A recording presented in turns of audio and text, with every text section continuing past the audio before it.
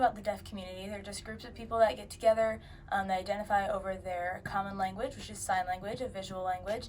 And they're all very close. They have a very tight-knit community. Prior to taking any ASL class here, I actually didn't know a whole lot. But throughout ASL 1 through 4 in my minor classes, I've learned a lot more about deafness, what it means to be capital letter D versus lowercase letter D. Those are just a few things you'd learn if you took ASL classes here. So deaf people can feel the vibrations of music. What I know from the movie Coda is that they turn it up really loud so that they can feel the bass. I learned through my classes that obviously they can still feel vibrations and music with heavy beats, but we also learned that there is also sign language music and really plays off of the theatrical and visual performance nature of the language.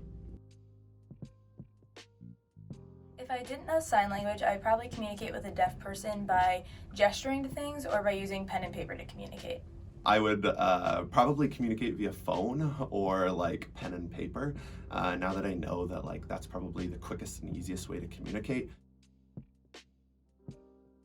I chose to take ASL because I'm trying to become an audiologist, and a lot of the patients that I will work with may decide to use ASL, and so I want to be able to communicate with them in their language.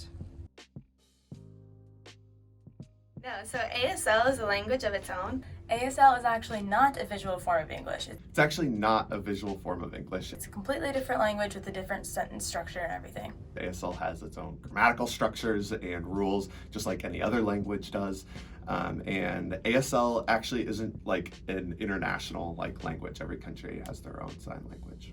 I think it's pretty cool. It has an entire culture tied to it, and that's one aspect that makes it a language.